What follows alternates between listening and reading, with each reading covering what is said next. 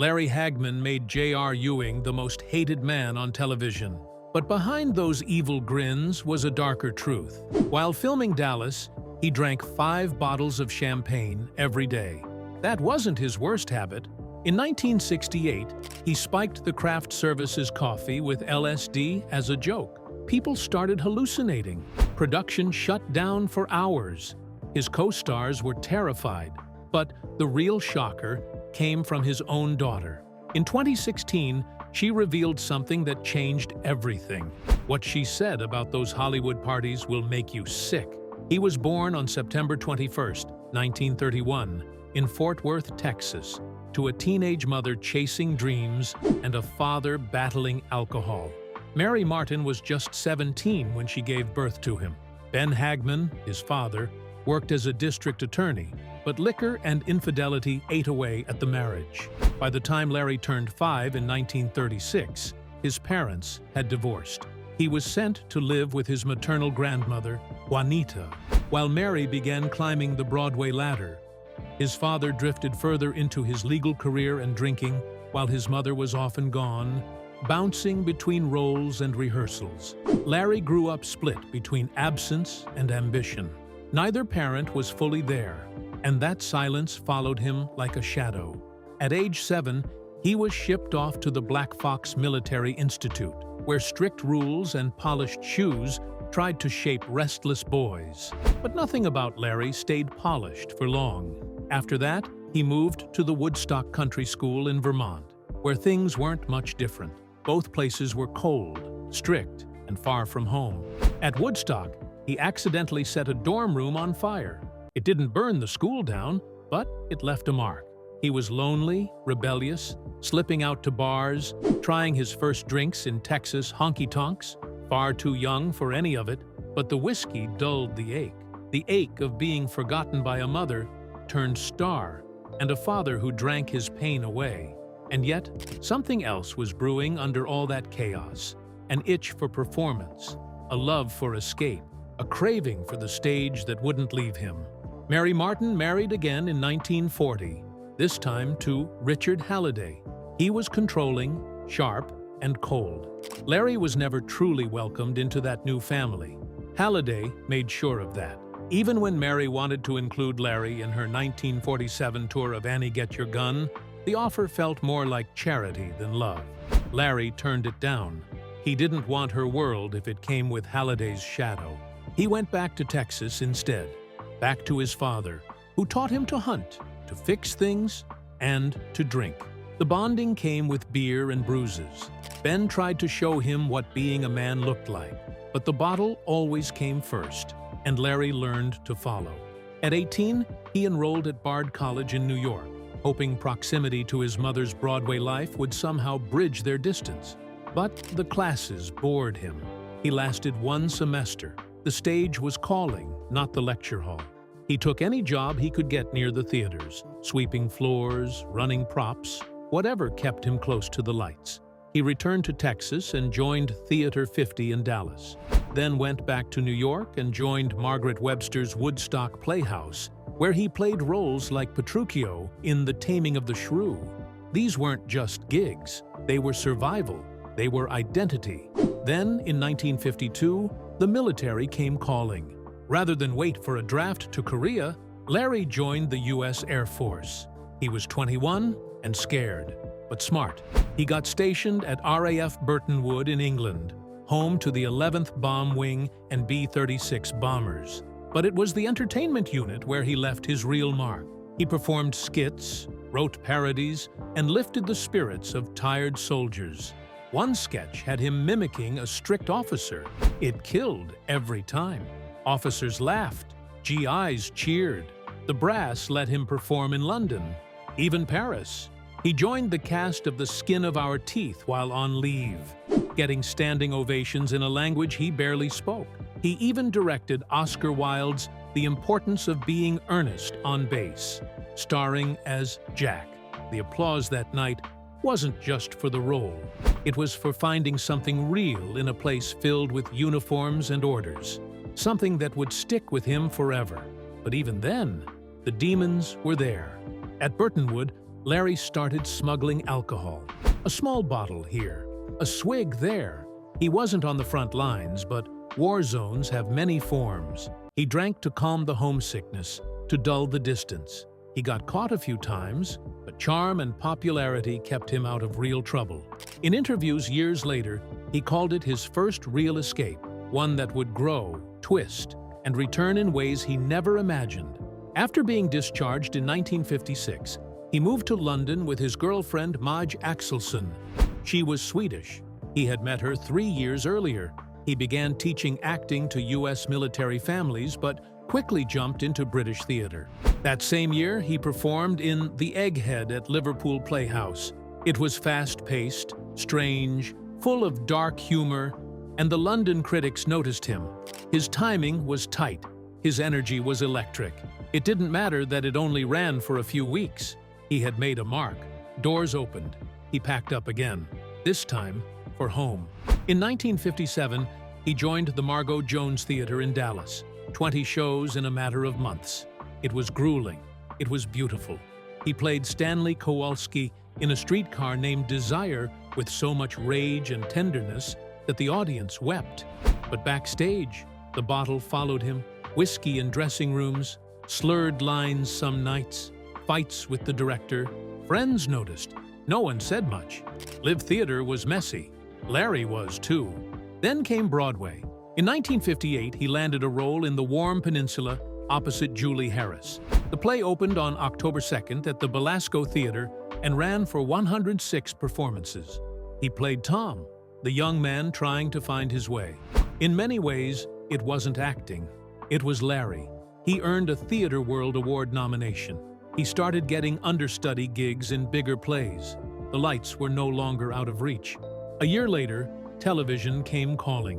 In 1959, he appeared in The Twilight Zone in an episode titled A World of His Own. He played a writer who could control reality. It felt like a joke. Larry could barely control his own, but he charmed the screen. Viewers noticed, producers noticed. He landed a recurring role in the soap opera Search for Tomorrow from 1961 to 1963, playing Tim Woodard, a clean-cut guy dealing with love and career. He wore the mask well. No one knew he was slipping bourbon behind the scenes. The crew found out during one shoot in 1962, when he was almost fired. Co-stars covered for him. It was close, too close. Then came The 11th Hour in 1963. He played Dr. Paul Graham, a psychologist treating mental health cases. The irony was cruel. Larry was unraveling inside, haunted by childhood wounds, by alcohol, by distance. He used those wounds to make Graham feel real. The show lasted 108 episodes. Larry Hagman wasn't supposed to get the role. Over 200 actors had shown up to fight for the part of Major Tony Nelson in I Dream of Jeannie. But when Hagman walked into the room and made up a scene on the spot, pretending to summon Jeannie with nothing but a smirk and quick hands, the producers froze. Sidney Sheldon later said he was the only one who made it feel real. That one moment won him 139 episodes, and the chemistry between him and Barbara Eden made sure audiences didn't miss a single week. The world saw a clean-cut astronaut falling for a magical genie. But behind those smiling eyes, Larry was starting to fall apart. From the very first season, his mornings came with hangovers. The slurred lines, the forgotten cues. Hal Cooper had to rewrite entire scenes just to keep him on screen. Producers were ready to fire him, but Barbara Eden didn't let that happen. She pushed back, said he was the heart of the show, said no one could fill his shoes. He later told her she'd saved his house, and he meant it. It wasn't just a job, it was survival. By 1967, the show had ballooned to 30 million viewers every week. Hagman knew what he was worth. He told them to pay him $3,000 per episode or he'd walk. They gave in. It was a wild number for the time, but without him, the whole thing would have collapsed. That bold demand didn't just make him richer. It changed how TV stars negotiated forever. He wasn't just acting anymore. In 1969, he directed 3 episodes himself. When he walked onto The Ed Sullivan Show in 1966, his unscripted remarks stole the spotlight, even from the Rolling Stones. Larry wasn't just playing a character. He was becoming something harder to contain. Then came the drugs. It started small, some weed between takes. Then, in 1968, it got reckless. He dropped LSD into the craft services coffee pot as a joke. It wasn't funny. People started hallucinating. Production shut down for 2 hours. Barbara Eden wrote later that it was terrifying. And still, the show went on. When it ended in 1970, Larry couldn't escape the shadow of Tony Nelson. He got stuck in guest roles that didn't stick. In The Eagle Has Landed in 1976, even with Michael Caine by his side, the movie barely cleared $7.2 million. The book sold 50 million copies. The movie did nothing for Hagman. He tried Broadway again in 1973 with The Marriage of Figaro. The critics liked him, said he was funny, electric, but it closed after 85 shows. Everyone backstage whispered the same thing. He drank too much, missed rehearsals. Producers didn't trust him. He was good, but not stable.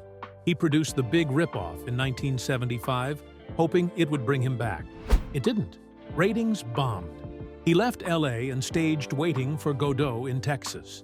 The charm was gone. He was in Dallas, not Hollywood, doing gritty local theater while his old co-stars lit up magazine covers.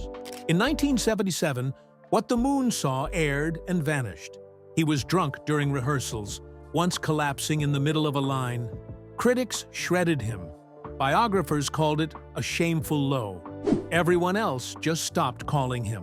Back in 1974, a London pub crawl ended with him being dragged from a Soho club and arrested. British tabloids had a field day. It nearly killed the chance of a Jeannie sequel. Studios no longer saw him as a safe bet. They saw a walking risk. But then, in 1977, something strange happened. He walked into an audition for Dallas. Over 15 actors had come in, but Hagman's stare during a cold read was so cold and sharp, it cut the room in half. Philip Capis said there was something dangerous about him. They gave him the part of J.R. Ewing, originally meant to be a side character, and the moment he opened his mouth, the entire show started orbiting around him. Dallas filmed its first season in 1978 at a Texas ranch, and Hagman didn't exactly change his lifestyle. He'd fly in from California with a cowboy hat and champagne, throwing wild parties with the cast. Linda Gray said it was like stepping into another world. They were shooting scenes during the day and living out JR's chaos at night. Then came March 21st, 1980. The episode Who Shot JR aired to 83 million Americans. Another 267 million watched around the world. Hagman saw his moment. He wanted $100,000 per episode and royalties from the merchandise. When CBS hesitated, he left the country. They prepared to replace him. But 10 days later, he came back with a deal worth $40 million. The story became a global obsession. Bookmakers took bets. Even politicians referenced it. By 1981, Dallas had won the Golden Globe for Best Drama. Hagman had powered JR through over 50 schemes: blackmail, cattle theft, fraud. He'd studied real Texas oil men to shape the role. Blending fact and fiction so closely, people forgot where one ended and the other began. CBS nearly fired him in 1979 when he came to set drunk again. He was drinking up to 5 bottles of champagne a day, pouring bourbon over cereal. But they couldn't let him go. No JR, no Dallas. That was the math. In 1995, that lifestyle caught up with him. He needed a liver transplant to survive. Still, between 1983 and 1989, Hagman wasn't just famous, he was global. Dallas reached 90 countries. It averaged 400 million viewers per episode. Even the British royals were fans. In 1986, he directed the 200th episode himself, slipping in rants that mirrored his real views on oil and politics. The character had become an extension of the man. He guest starred on Knots Landing in 1985, and 22 million tuned in, 20% more than usual. His face was on lunchboxes, shirts, even a custom J.R. Ewing car. That year, the hat alone sold over 1 million units. Every item with his name on it made money, and with $100,000 per episode plus royalties, Hagman became Hollywood's first true TV mogul. In 1988, he starred in Dallas, The Early Years. It pulled in 30 million viewers. Behind the scenes, he pulled in $20 million in syndication, about $50 million today. His contract gave him a slice of every rerun, every DVD, every shirt. Jerry Seinfeld would later copy this model. Hagman had rewritten how TV stars got paid. He bought 197 acres in Ojai, California for $1.2 million in 1983. The place was insane. 18,000 square feet, a saltwater pool, retractable roof, private helipad, orchard with 200 avocado trees, and a personal airstrip. He flew to Vegas in his own helicopter. One night, he lost over $100,000 at the tables. Didn't flinch. He converted the estate to solar power. His electric bill dropped from $37,000 to $13 a year. Years later, it would sell for $5 million after being listed at $11 million. In 1986, during a particularly rough shoot, he drank his usual 5 bottles, then collapsed in his office. He was hallucinating, directing a scene to a crew that wasn't there. The cast found him talking to air. A quiet emergency crew took him to detox. He was back on set days later. When asked, he said, "I was never drunk, but I was always drinking." When Dallas ended in 1991 after 13 seasons and 357 episodes, it didn't take long before J.R. Ewing returned. In January 1996, Larry Hagman stepped back into his iconic role for Dallas, War of the Ewings, a short 5-episode miniseries that tried to revive the old energy. Nearly 20 million viewers tuned in, hoping to feel that same heat from the original. But something had changed. Hagman, who once earned far more during the show's peak, was now making $75,000 per episode. A big drop. And while the numbers looked good on paper, critics felt the spark was gone. The storylines still danced with corporate games and family betrayal, but the punch wasn't as sharp. Nostalgia carried it, not energy. Even with JR back, the revival couldn't hold on. It was a reminder that television magic doesn't always come back when called. 1 year later, in 1997, Hagman shifted into something completely different. Orbital Command was a sci-fi TV movie set in space, with him playing the leader of a space station. It aired on the now-defunct Fox Kids network and quickly vanished. Reviews were brutal, the effects were cheap, the plot forgettable, and it felt more like a Saturday morning cartoon than a serious comeback. Still, Hagman gave it his best.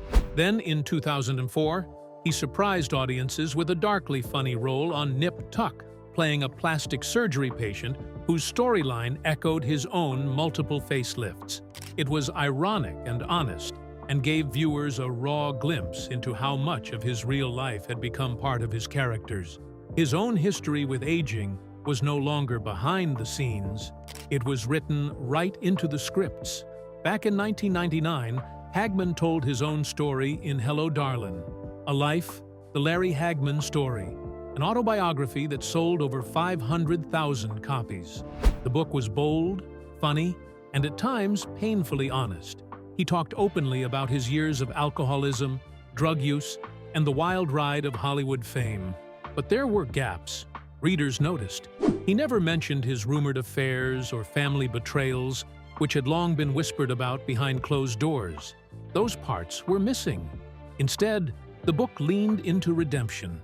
His 1995 liver transplant was front and center, as was the crisis that nearly ended him. The editing was careful. It let him keep control of his legacy while still appearing raw. And for many fans, it worked. The book was messy but powerful, just like Hagman. In 2000, he did something nobody expected. He released a psychedelic rock album called The Hagman Tapes. Inspired by his LSD trips, which he believed helped him recover and grow, the songs were experimental and strange, played live in Los Angeles with friends like Dennis Hopper. It never hit the charts, but that wasn't the point. This was expression. Hagman was no longer trying to fit into Hollywood molds. The album was weird, raw, and deeply personal. His voice cracked in places. The lyrics drifted between memory and hallucination. For a man best known for boardroom manipulation on TV, it was something oddly spiritual. It never found a big audience, but it became a cult gem among fans who saw it as a final act of rebellion.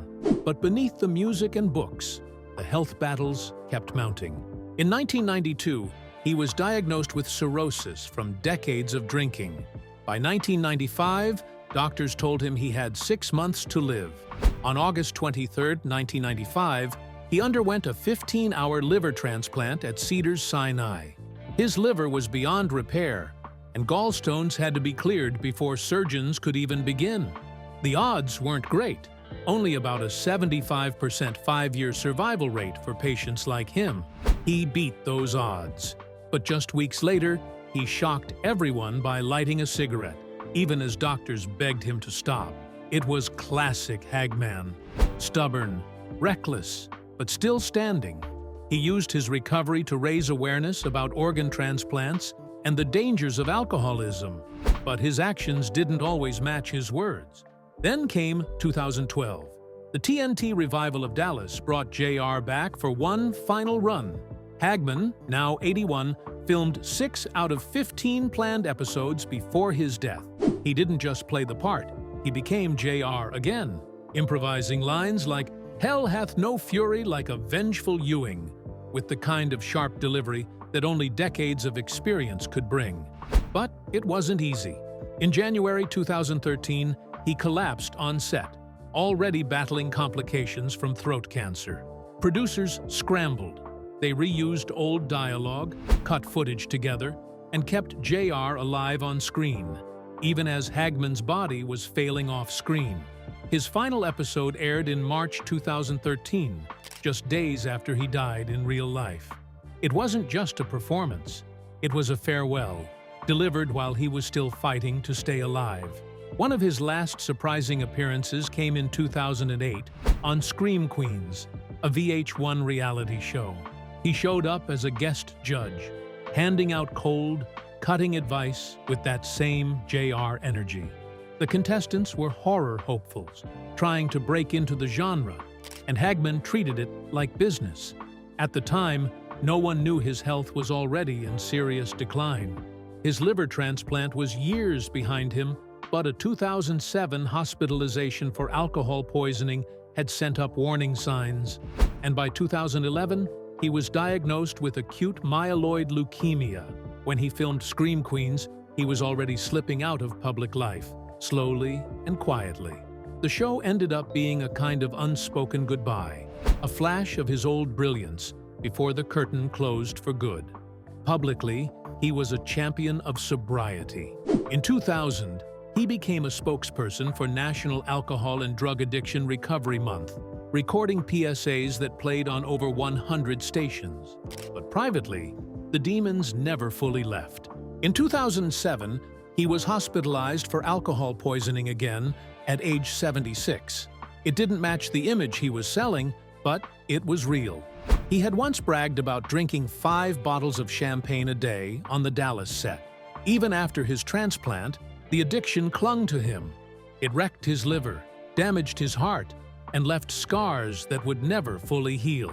Still, by the time he died, he had finally stayed sober for several years. But that peace came after a lifetime of relapse, rehab, and near-death moments that only a few people ever saw. His home in Ojai, California, told its own story.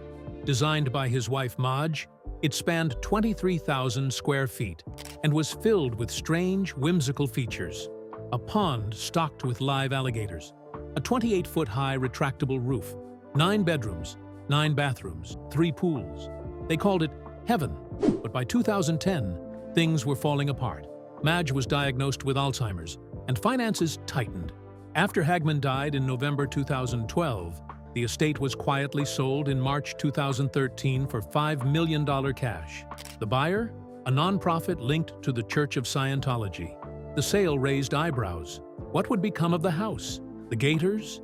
The quiet, cash deal stood in sharp contrast to the wild, open-house energy Hagman had built there for decades. It was a strange, final chapter for a place so deeply tied to his legacy.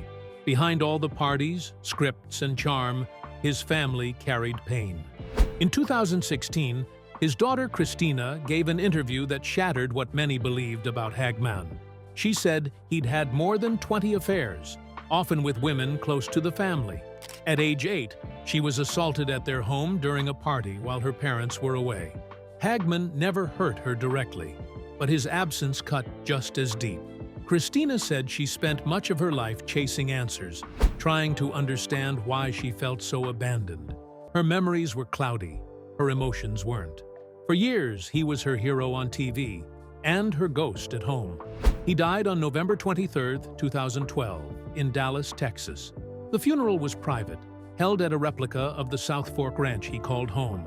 Around 500 guests came, including his Dallas co-stars. The show had once drawn 30 million viewers a week. I Dream of Jeannie had played in over 100 million households. He'd earned a star on the Hollywood Walk of Fame in 1985.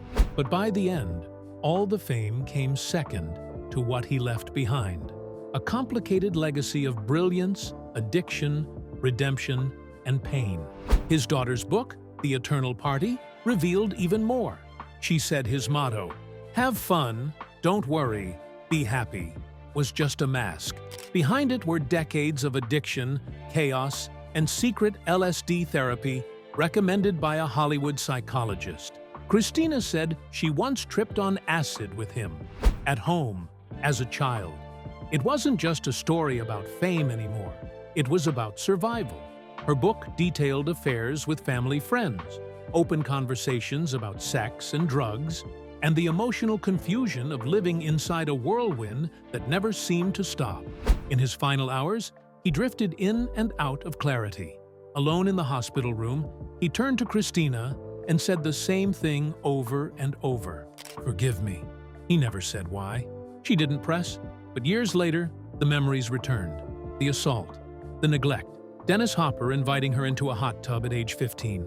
A house full of secrets. That simple plea, just 2 words, became the anchor of her grief and the starting point of her search for truth.